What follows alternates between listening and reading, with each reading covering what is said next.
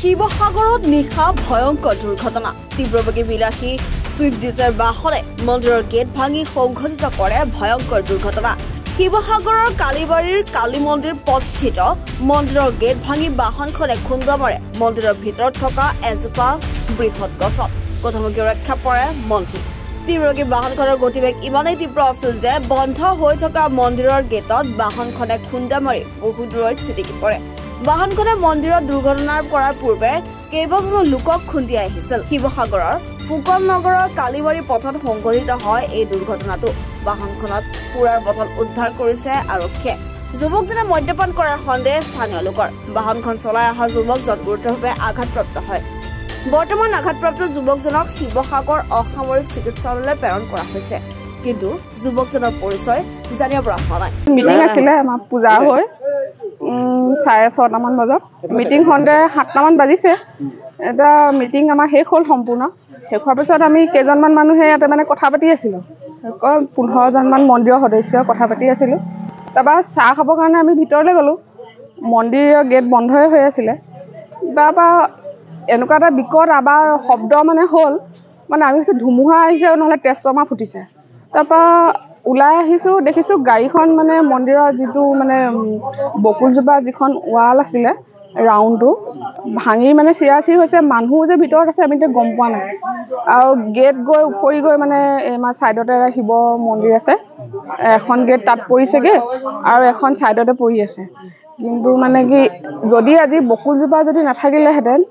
মন্দিৰ ভাঙি মানে অৱস্থা বেয়া হ'লহেঁতেন আৰু তাতে 15জন মানুহৰ মানে বহুত বেয়া অৱস্থা হ'লহেঁতেন মানুহ এজনে আছিলে কিন্তু বহুত কষ্ট কৰি মানে মানুহজন উলিয়াইছে গ্লাছ ভাঙি মানুহজনৰ কিন্তু সুস্থ নাই তেওঁ মানে ক'ব নোৱাৰে চেঞ্চলেছ হৈছে তেওঁ মানে ইমান মানুহে হুলস্থুল কৰিছে কিন্তু তেওঁ একো মাত কথা মতা নাই এতিয়া সেইটোতো আমি এতিয়া গম নাপাম লগালগ মানুহবিলাকে লৈ এম্বুলেঞ্চত লৈ গ'ল আৰু মানুহ যথেষ্টখিনি ভিৰ হ'ল ইমান এটা গম নাপাওঁ পিছতহে সেইটো গম পোৱা যাব মানুহ একো নহ'ল কিন্তু যদি বকুলজোপা নাথাকিলে তেতিয়া 15-20জনমান মানুহৰ মানে ডাঙৰ ঘটনা হ'লহেঁতেন আৰু সেইটোতকৈ ডাঙৰ ঘটনা এই কাৰেণ্টৰ পোষ্টত মাৰি দিয়া হ'লেতো গোটেই ডাঙৰ সমস্যা হ'লহেঁতেন আজি মা মন্দিৰ থকাৰ কাৰণে সেইখিনি বাচিলে যিহেতু আপোনালোকে গম পাইছেই কালী মন্দিৰত কালীবাৰীত অৱস্থিত ইয়াতে এটা দুৰ্ঘটনা সংঘটিত হৈছে এজন যুৱক প্ৰায় 30 বছৰ বয়সৰ তেখেতে টাউনৰ কেইবা জেগাতো দুৰ্ঘটনা সংঘটিত কৰি আহিছে বুলি আমি শুনা পাইছোঁ তেখেতক য'ত দুৰ্ঘটনা কৰি আহিছে তাৰ পৰা মানুহবোৰে খেদি আহিলে তেখেত বাচিবলৈ হয়তো ইমান অভাৰ স্পীড প্ৰায় 160 কিলোমিটাৰ পাৰ আৱাৰ তেনেকুৱা টাইপত মানে ইমান স্পীডত আহি কালী মন্দিৰৰ প্ৰৱেশদ্বাৰত খুন্দিয়াই প্ৰৱেশদ্বাৰ ওফৰাই কালী মন্দিৰৰ গছৰ যি বেৰা পকাৰ বেৰা তাত খুন্দা মাৰিছে আৰু তাৰ ফলত তেখেতৰ দুৰ্ঘটনাগ্ৰস্ত হৈছে তেখেত আঘাতপ্ৰাপ্ত জখম হৈছে আমি এইটোৱে কামনা কৰিছোঁ যে তেখেত ভাল হওক আৰোগ্য হওক আৰু যাতে তেখেতে সুৰাপান কৰিছিলে গাড়ীত তেখেতৰ যিহেতু সুৰাৰ বটল উদ্ধাৰ হৈছে আপোনালোকে হয়তো এইটো আপোনালোকৰ যিমানটোলৈকে মই শুনিছোঁ বা ইয়াত মানুহবোৰে আহি কোৱা মতে আপোনাৰ KP চাৰিআলিৰ ওচৰত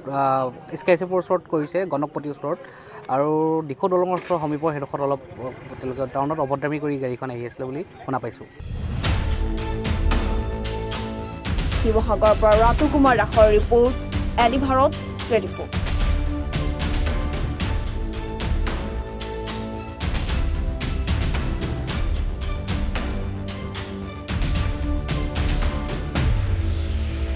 নমস্কাৰ মহৎপল দাস আৰু আপোনালোকে চাই আছে এনি ভাৰত আৰু আপোনালোকক জনাবলৈ পাই মই বহুত সুখী হৈছোঁ যে আমাৰ সকলোৰে মৰমৰ শ্ৰদ্ধা জুবিন গাৰ্গৰ গীতসমূহৰ ভিত্তিত এটা খুব সুন্দৰ ৰিয়েলিটি শ্ব' এনি ভাৰতে আয়োজন কৰিছে জুবিনৰ গানে কি আনে এই প্ৰথম ছিজনটোত অডিশ্যনছ আৰম্ভ হ'ব আগষ্টৰ পৰা অসমৰ বিভিন্ন জিলাত গতিকে মই সমূহ কলাকুশলী বিশেষকৈ যিসকল প্ৰতিভাশীল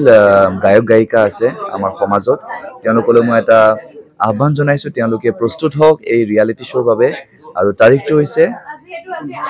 15 আগষ্ট 2024 চন এনি ভাৰতৰ অডিশ্যন জুবিনৰ গানে কি আনে